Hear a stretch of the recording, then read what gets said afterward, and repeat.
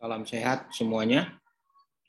Hari ini untuk pertemuan ketiga kita membahas mengembangkan algoritma dengan flowchart. Tujuan dari pembelajaran hari ini yaitu nanti mahasiswa dapat menyebutkan semua alur proses, bagaimana kita akan menyusun suatu algoritma, lalu mahasiswa dapat menggunakan simbol flowchart dengan benar untuk menyusun algoritma.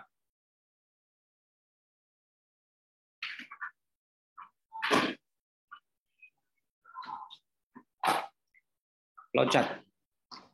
Flowchart itu adalah suatu bagian terurut untuk menggambarkan alur yang terjadi pada suatu proses.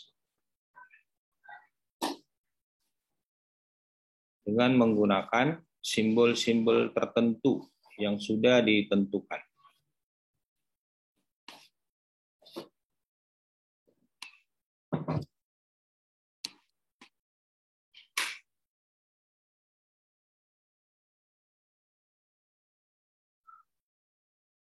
Alur proses itu yang pertama sekuensial, yaitu menyelesaikan masalah secara terurut, membentuk garis lurus. Branching menyelesaikan masalah dengan melakukan pencabangan ke proses lain. Looping menyelesaikan masalah dengan melakukan perulangan. Lalu rekursif, yaitu menyelesaikan masalah dengan menggunakan konsep tumpukan. Ini adalah gambar dari simbol-simbol flowchart dasar. Yang pertama ini untuk terminator.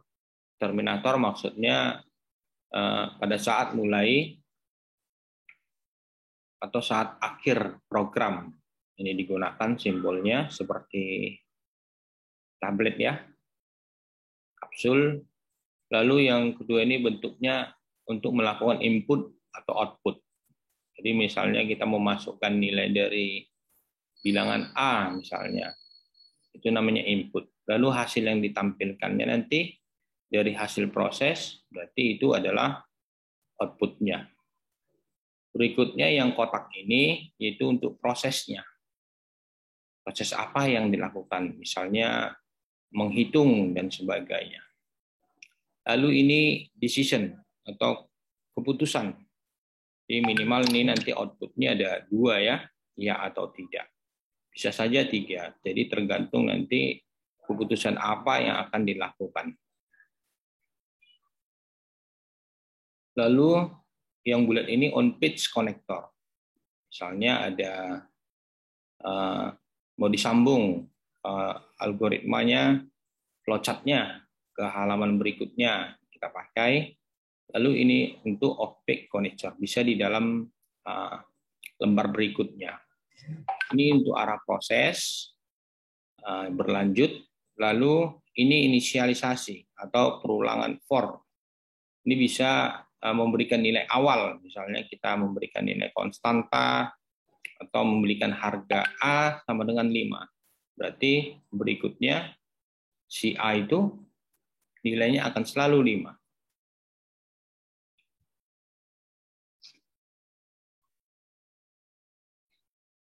Berikutnya simbol flowchart alur sekuensial.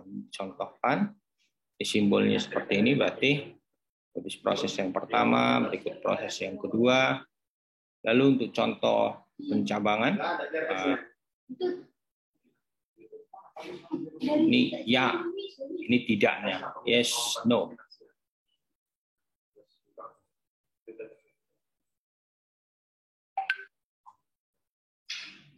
Ya, kalau ya bagaimana, kalau tidak bagaimana.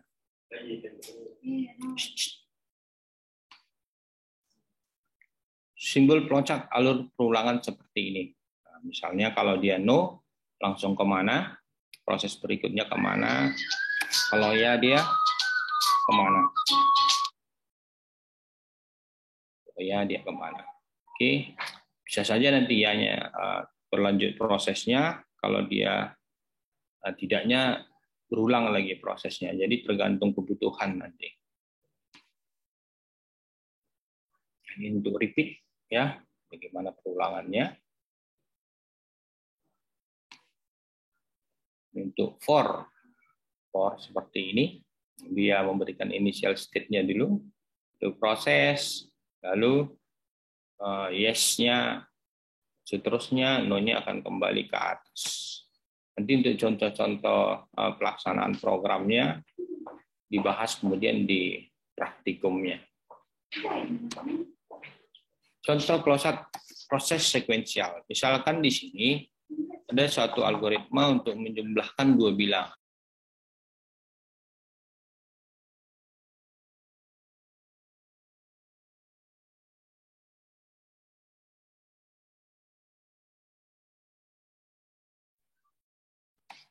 Oke, saya ulang. Sini algoritma menjumlahkan dua bilangan. Pertama itu nanti ada inputnya, ada dua variabel dicontohkan di sini A dan B. Lalu prosesnya itu proses matematik, yaitu untuk menjumlahkan C. Nanti hasilnya di C itu hasil dari penambahan A tambah B. Lalu outputnya itu adalah C, variabel C-nya yang akan ditampilkan. Begini bentuk dari flowchart-nya. Ini kapsul ya, mulai lalu inputnya, input A, B, maksudnya nanti apa yang diinputkan. Berarti kita di sini memasukkan nilai A dan B. Setelah itu akan ada proses perhitungan dari C-nya, proses matematiknya itu. Yaitu C sama dengan A tambah B. Lalu ini outputnya, di-printlah hasil si C-nya nanti. Jadi berapapun hasil dari proses C ini, itulah yang ditampilkan di outputnya. Lalu jangan lupa terminator selesai. Ya, untuk inputnya di bagian ini dia, prosesnya, untuk outputnya. Contoh yang sekuensial, ini menghitung luas lingkaran. Jadi input jari-jarinya, jadi dia variabelnya R, proses matematiknya itu sesuai dengan rumus L sama dengan hitung luasnya ya, 3,14 kali R kali R. Lalu output luas lingkaran. Bagaimana dengan flowchart-nya? Gambarkan seperti ini. Ini untuk inputnya. Jadi kita memasukkan nilai R-nya nanti. Lalu prosesnya, proses matematiknya. Sama dengan proses yang di algoritmanya. Itu yang disampaikan ke flowchart-nya. Lalu tampilkan hasilnya. Lalu selesai. Contoh flowchart pencabangan. Algoritma ini untuk menampilkan pesan, misalnya kita mau menampilkan selamat pagi atau selamat siang. Inputnya itu waktu. Itu di sini variabel itu tipe datanya numerik. Lalu proses keputusannya ada dua, yaitu jika nanti waktunya lebih besar sama dengan jam 11, maka cetak selamat siang. Jadi kalau masuk nanti 11, 12, berarti cetaknya siang. Terus kalau waktunya itu lebih kecil jam 11, maka nanti cetaknya pagi. Oke, lalu output, tidak ada variabel output, tapi hanya menyampaikan hasil dari hasil prosesnya ini. Ya, string dia keluarnya. Oke, kita lihat flowchart-nya. Mulai input waktu. Misalnya nanti input waktunya 13 misalnya. Baru decision-nya ini dicek. Apakah waktunya lebih besar sama dengan 11? Berarti kan 13 kan lebih besar ya dari 11. Berarti dia ya. Lalu hasilnya nanti print lah. Selamat siang. Itu selesai. Lalu kita ulang lagi, misalnya mulai input waktu, waktunya kita ketikkan 8. Kita masukkan 8. Apakah 8 lebih besar sama dengan 11? Jawabannya tentu tidak. Maka dia hasil printnya adalah selamat pagi. Lalu selesai. Lanjut. Ini pencabangan berikutnya, ya. Sama ini, hampir sama, selamat pagi, selamat siang juga. Input waktu numerik, aturan keputusannya, baru sama ini. Waktu lebih besar sama dengan 11, jam 11 maka cetak selamat siang. Waktu lebih kecil jam 11 maka cetak selamat pagi. Nah, perbedaannya seperti ini. Mulai input waktu, baru setelah decision-nya, di sini dia. Nah, jadi di sini ada namanya variabel cetak jadi ya. Dia punya cetak selamat siang. Kalau dia no nanti cetak selamat pagi. Lalu ini kan proses berbeda dengan output yang tadi. Yang tadi itu langsung output, tapi di sini proses cetak sama dengan. Lalu setelah itu di outputnya print cetak. Jadi dari dimanapun nanti hasilnya si cetak itu dia ngambil. Nah, misalnya kalau di sini dia yes or no-nya, kalau yes-nya ke sini. Ambil juga cetak yang jadinya selamat siang. Kalau dia no, diambil juga yang cetak yang di atas ini. Lalu selesai.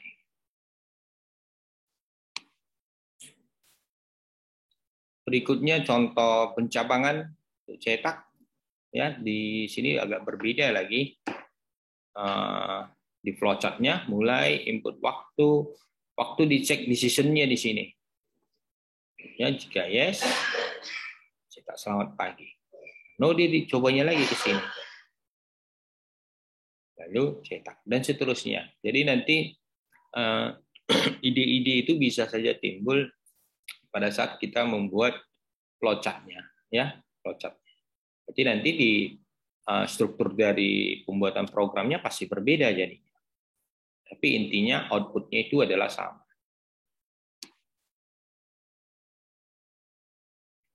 Ini ada contoh flowchart perulangan for, misalnya menghitung rata 2 SP. Algoritma menghitung rata SP, ini maksudnya semester pendek ya. Input jumlah mahasiswanya, misalnya maksudnya di sini memasukkan jumlah mahasiswanya berapa ya. Nanti disingkat di sini variabelnya itu sama dengan CM namanya. CM proses 0, beri nilai awal pada variabel jum SP. Jum SP. Berarti ini nilai awalnya adalah 0. Lalu lakukan secara berulang sampai sebanyak jumlah mahasiswanya. Jadi berapapun jumlah mahasiswanya nanti, nah itulah yang diinputkan. Lalu masukkan SP, hitung jumlah SP dengan rumus berikut. Ini rumusnya jum SP sama dengan jum SP tambah SP.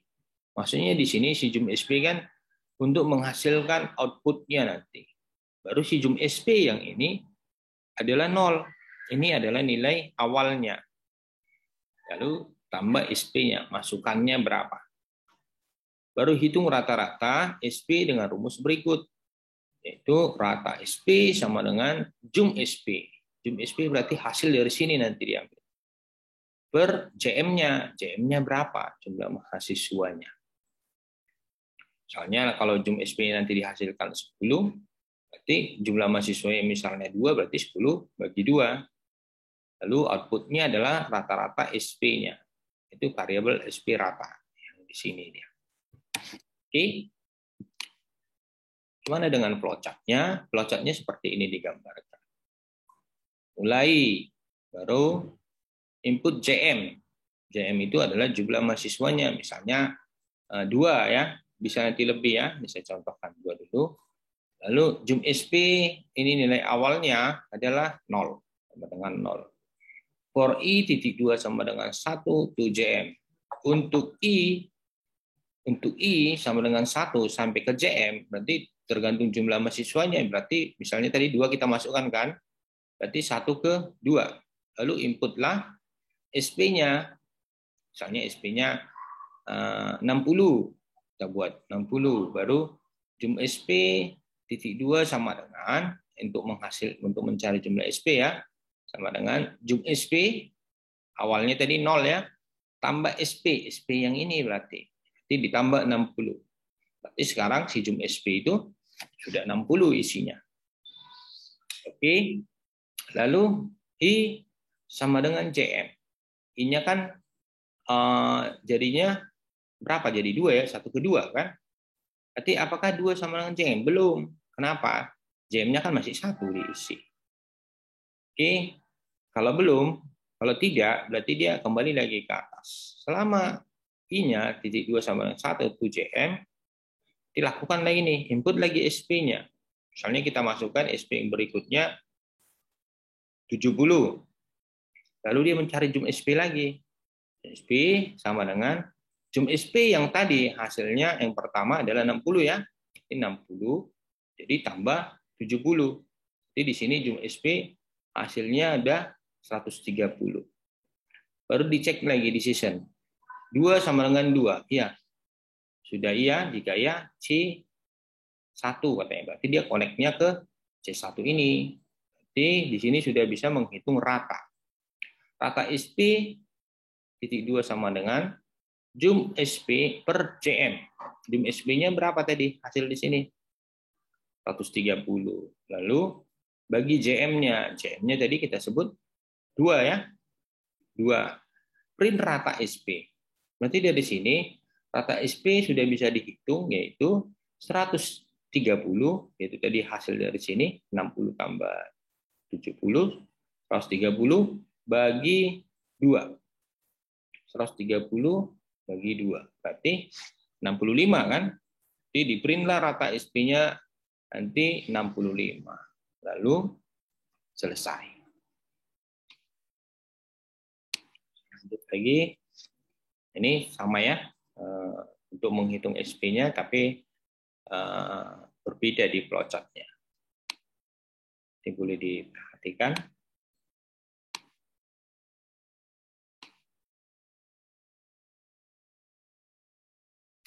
Sama dengan yang tadi, cuma cara pembuatan flowchart-nya yang berbeda.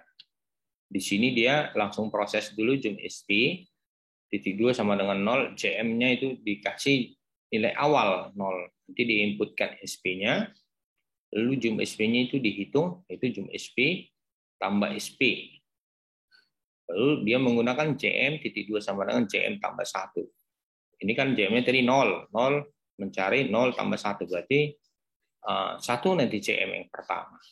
JM yang pertama. Isi SP sama ini 0 dulu ya.